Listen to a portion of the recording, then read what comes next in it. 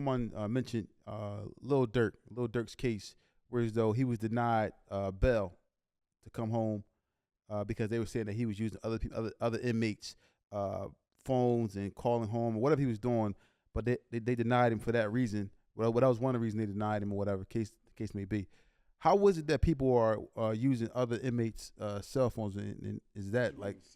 I mean, I'm sorry, using other inmates' phones. It's easy. It's a lot. Like, especially if you're in federal custody, you get 300 minutes a month, and it costs. It costs. It's a lot of dudes in there with nothing. And when I say nothing, meaning like no money, no family to send them the money. They just in there. So they're looking for a way to buy some stuff for their stuff. So a dude might come to you and be like, yo, Feek, I got 300 minutes that I don't never use every month. Man, give me $30 a month for it. You know what I'm saying? So you might be like, bet. You add that to your 300 because you only get 300 minutes a month. That's 600 now. But it's against, you're not allowed to do it. Yeah, that's what I was going to ask you. You're not allowed to do it. So you'll probably, dudes will tell their girl to get a Google Voice number. Like on my phone, I might call my girl on her regular number. But then I might use your phone because you sold me your minutes. But I'll be calling from the Google Voice number. Yeah. So that's two different numbers. So, but you got to be slick because they'll be checking the list to hear the voices and stuff like that to make sure it's you and stuff like that. But half the time, man, that stuff go unchecked. Like, the guards don't pay attention to that stuff unless you on there outright just talking crazy. But, Lil Durk, so he's a high-profile case. Yeah, 6-7 people phones he was using. So they was watching him for a reason. They was looking for a reason to deny him bail.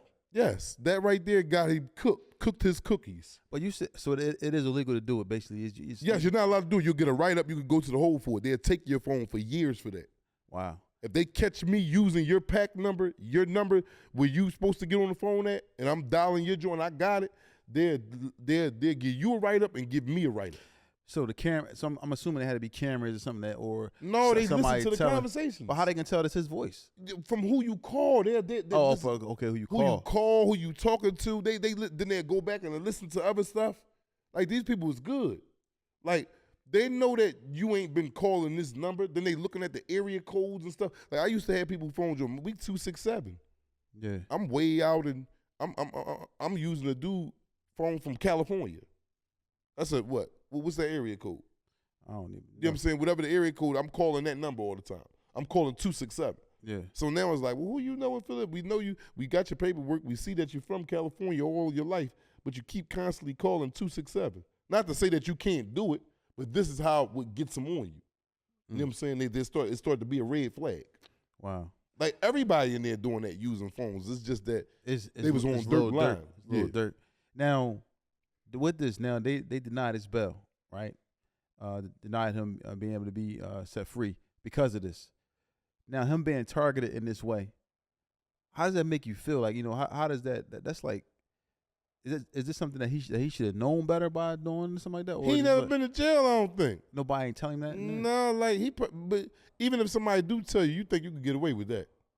Yeah, he probably didn't expect that to happen. Nah. He didn't think that was going to stop him from getting his, because if he did, he wouldn't have did it. And then he probably making innocent calls, calling his girl. You only get but so many minutes. So when you run out the minutes, you hit. Like in the federal custody, you get 300 minutes a month.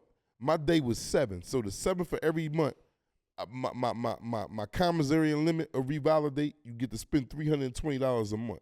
Every 7th, that go back to $320 again. Every 7th, I get my 300 minutes back again. You could use your minutes in 1-2 days. Then you got to wait all the way. I done used 300 minutes by the 9th. Now I got to wait all the way to the 7th to use the phone again. And I'm pretty sure Lil Durk got a lot of people to call. So cool, 300 minutes ain't. 300 minutes is not. Dirk probably sit there on the phone all day long. You don't want to sit there and talk to them dudes. You want to talk to your family, your girl, that's like your kids. It's like 10 minutes a day. What you mean 10 minutes? That's like 300. That's a month, right? Yeah, a month. Yeah, and they give you 15-minute phone calls. Yeah, that's terrible, man. 10 minutes a day. How you expect me to speak to my family for 10 minutes a day? And I got all the stuff going on in the world. I can't call everybody I need to call, especially somebody like him. Yeah. He got people to check on. He can't do 3. That's not, man. Yeah. They got to up that. Yeah, they did not up that. They've been like that since the beginning of the time. So I see and then why they he give you that. an extra 100 minutes on holidays like Christmas, so you'll have 400 minutes. Yeah, man. So they just designed to break you. So he's in there Yes. trying to call home as much as he can. I can't talk on the phone for 10 minutes a day. And that's it. No, you can talk on it for more than that. No, but I'm saying that's averaging out to 10 minutes a day. Yeah. I might go through that in one day. Yeah. Like you said. Yeah. Just calling home. Yeah. And then you got to wait until your day come back around to revalidate minutes. I used to run out. Like I'll make it to like the 30th from the 7th. And I'll be like, yeah, I got 7 days left. I'll be like, yo, I got 28 minutes left.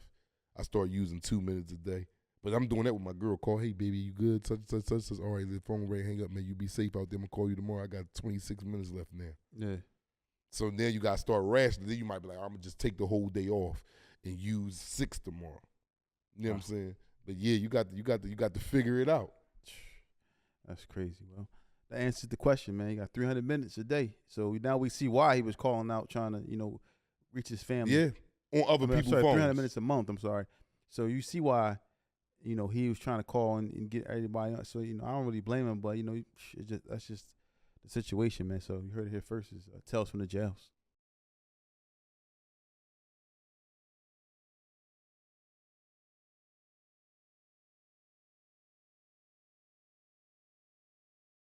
Tales from the Jails, sponsored by TNS Media Group. So now you got a question. Somebody said, you see Puff sitting there. He going to trial right now. You see the situation what's going on. You see he's sitting there while somebody's testifying against him. You see Cassie, ex-girlfriend, wife, whatever you want to call it. She's up on the stand giving testimony about evidences they have from cell phones, so forth and so on. So when you're sitting there, so the question is, when you're sitting there having someone testify against you, in that case, if you've ever been testified against, what's the feeling you have? What's going through your mind while you're sitting there watching somebody that you've done possibly business with, somebody that you've taken care of, somebody that you've known for years, get up on that stand, or somebody that you don't even know, may not even know, and they may know you, get up on that stand and mention or tell things that may or may not be true about you. How does that feel to sit there? What's going through your mind in that process? The only thing that's going through your mind at that time is wow. It's wow. Like you're looking, especially if it's someone you know. Yeah. I mean, y'all been through, whether it be a woman, whether it be a male, y'all been through things. Y'all broke law together, and you see them up there testifying when you in the court, open court, and they're up there and they're drinking water and they're clearing their throat to where the jury can hear them clearer. It's a bad joint, man. It's a bad feeling. It's like a defeating feeling. Yeah. It's like, are you serious, man? Yeah, and another other part of the question is, they said, so in the courtroom, do you ever feel like standing up shouting, he lying, or they're lying? Is there something that you want to stand up and say? Yes, that you goddamn right. You might just do it. Ain't no feel like it. You have instances where dudes get up and be like, man, stop all that, man. Especially when you got some dudes that get up on that stand and perform. They supposed to just be telling about the drug sale, and then they done got into some other stuff and stuff that the DA didn't even know they was going to go up there and say. They'd talk themselves out of conviction. Like, they be in there telling so good, like, yeah, man, you supposed to be just telling about the drugs. Yeah, he was giving me kilos and stuff. I was getting 5, but and then he wanted to kill my cousin, and then he was fucking this other broad down the street, and he giving her kilos. This is totally off script to what they be supposed to be up there talking about. So they go up there. And you sitting there like, are you kidding me, man? You got to be kidding me. For real, man, like for real, in your mind. And it might get so overwhelming to you that you just might say it in there. Like, man, be quiet. No, not even be quiet. Like, what's wrong with you, man? It ain't even be quiet because he ain't going to be quiet. Is you crazy? Like, is you for real, cuz? And that joint get crunchy, man. So what happened when you do that? Do they restrain you? No, they'll tell you to quiet up, or they're going to call a recess and get you out of there. They'll tell you, like, oh, you can't be talking, can you quiet up? So you got they'll give you a chance. So they could be up there lying. You got to sit there and just take it. Yep, a lot of people got up on the stand and lied on me and my co-defendants. They got up there and was talking about how they was, we was selling it like dominoes, like the hot lying. Talking about how they came through Brooklyn Street and they been out there with us lying. And you sit there, you just got to, and you might, and then you don't want to make yourself look bad because if you got a jury, they looking at your reaction to see if it's true or not. Because they listen to him and they like, they looking at him and they looking at you now to see. You got to sit there like this with a straight face, like, because any type of nonverbal to what they saying is like, it's a guilt joint for you. You sitting there. So you know these people, like they say of people, you pick 12 of peers of your peers. These is not our peers. A lot of these people don't come from poverty and the ghetto and all that. These people been sheltered in good homes and never probably even seen a before. And so they up there like, that's no there. Oh, you did what? So it's never fair. It's never fair, but it goes to see this man up here or this woman up here that's testifying on you, and somebody, especially if it's somebody that you never thought it would be. You like, wow, or your whole joint is, are you serious, man? Wow. So on your case, I don't want to get too far. I know you guys answer the question. Hopefully you answer the question, but I got a question.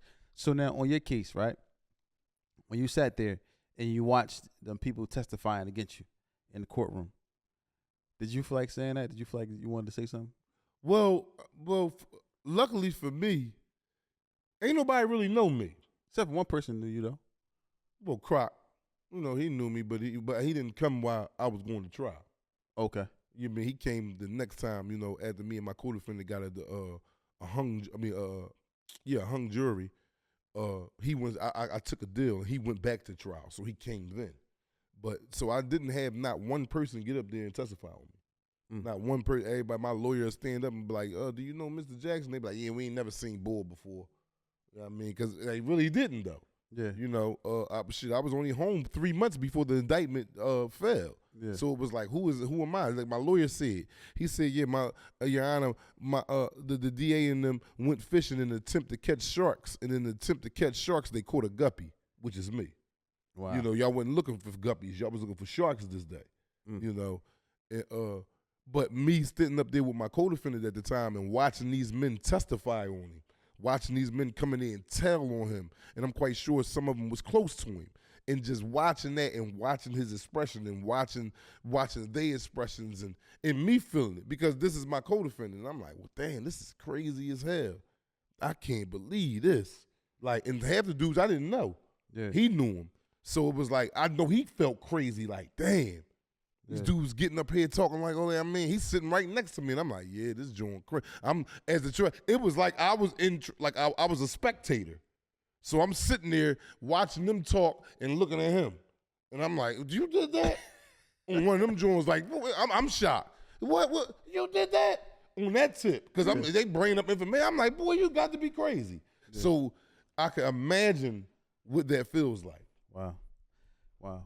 And so now, not knowing that they talking about you now, what was the expression of your co-defendant when the stuff? He kept it cool. Yeah, he just was sitting there. He just was sitting there. Stand-up guy. Yeah, you got to keep it cool. You're stand-up guy. Man. You got to keep it cool. He sat there. He was looking, and he ain't have no type of facial expressions, no type of outbursts or landed stuff to say. And he might have reached over and conversed with his lawyer a little bit, but other than that, you wouldn't even know they was talking about him if you didn't know the case was about him. Because he just kept it cool. You got to keep it cool. You can't, like I said, the jury is right there. He never ball his fist up or nothing and be like. He might have did that under the table. Because I'm quite sure I did it. And they wasn't even talking about me, so I know he did it. But yeah, man, that joint get crazy when you have someone, man, come through, man, and start telling them things, man, that y'all supposed to have did or lied about things that y'all had did. Like, that's a bad joint, especially when you know what you facing. Now, are you watching what's going on with the Sean Puffy Combs case? That case that you got going on? Oh man, that's just that's a circus, man. It's a fiasco. I don't even want to get into that. I might breeze through it because I like looking at Cassie, but other than that, yeah, man. Other than that, I just be like, yo. So now, like I said, let's go back a little bit. Now you sitting there, and the person is testifying, saying all this stuff. What's the longest you've seen somebody sit on the stand and talk? What's the longest you think in your mind? Like they sat there for 2 hours? Hour. The longest I've seen, they probably about 35, 40 minutes. Now, did that person tell for 1 day, 2 days? Because I heard her say this person told for a whole week. Well, I had co-defendant that came in there for 3 days. And was it the same testimony or different? No, it was. He was compiling. Because it wasn't the same. They just stacking it up. He just had a lot to say. So it was 3 days worth of activity. So each day it was a different subject. Wow. Yeah, I'm gonna give y'all this. I'm gonna give y'all this, and then I'm gonna give y'all the ending. So that's how that joint Yeah, was. he was just breaking it down. Yeah, he was just sitting up there. Like I said, he got his leg folded. He drinking cups of water. You could hear the water pour in the cup because of the microphone. He like, excuse me, ladies and gentlemen of the jury. And he pouring cups of water. And he like, that was cold. But listen, yeah, he was serving it like Domino's. And I'm like, wow. He said that? Yes. He said we was delivering it like it was hot Domino's pizza. The lawyers told us we shouldn't even come to court. Like, no, I shouldn't come. Yeah, because they might take y'all. What you talking about? Yeah, he told you something good. You coming in there, you sitting there as a spectator, and then you a full guest. He like, that's Yeah, he like, and him back there. He used to sell with us too. I don't know why he not over here. Then you sitting there looking crazy. No. Under no circumstances, bro. But wow, so these people up there just talking. So hold on, he sat there and said, let me get some water. So hold on for a second. Yes, just like this. It's a mic like this up there. A mic that can hear very quick. You can hear the water dripping into the cup, like the trickle. And then he ooh, that was cold. But listen. Oh, they go a jail call right here. Let's see what's going on with this. That's a jail call right there? Prepaid debit call from... Yeah. Oh, man, that Ray be hollering and hooting and crying and scooting. Talking about, what's up with the lawyer, man? Did you talk to the lawyer yet? Y'all got to listen to, this is calling, we put it there, did you? Yeah, they talk about something, if you know something about all that, you mean, get back at me and all that. Don't nobody know nothing about Link. Yo. Yo, sorry, we shooting the podcast right now, so we got you live on the air. What's up? I don't want to say a lawyer name, but we go down there and see him today. So I'm gonna go talk to him today though. See what's good. Is it a message you want to give to the people out here in the world who listening? As far as we on the Tales from the Jails? Yeah, Tales from the Jails, bro. Tales from the Jails. Man, listen, man. If you can do anything, man, stay from out of this joint, man. Why though? Why you gotta stay from out it? I can't hear you, bro. I said, why you gotta stay from out of there? This joint is messed up, man. This the CSCF thing here, man, they got this joint running like a Supermax, man. You know what I'm saying? Even though I'm in a hole right now, I'm in solitary confinement because of, a situation, when, things went left. But as far as, this jail thing, man, this joint knocked off, man. So try to, stay out of this, man. This ain't for nobody, man. This is like modern day slavery beyond that, man. You know what I'm saying? This is hurtful, man. So this taking time off your life that you're not gonna get back, man. So if anybody got anything positive going on, man, stick to it, man. And that's all I can say right now. But they about to lock me back in, man. So I just calling to check on y'all dudes, man. Make sure y'all straight, man. Make sure everything all right with the lawyer, man. Yeah, everything cool. I gotta go down there and see him today. He said he'll call me, tell me time to come down there. So wait for him to call me now. So I'm gonna slide down there and go see him. But he said, I told you what he said, but I'm gonna go down and see him today though. All right, cool. That's what's up, man. So I got to make sure I can get in contact with the people that I need to get in contact with. You know what I mean? Yeah. And see how he wants to go about that. You know what I mean? Yeah, for sure.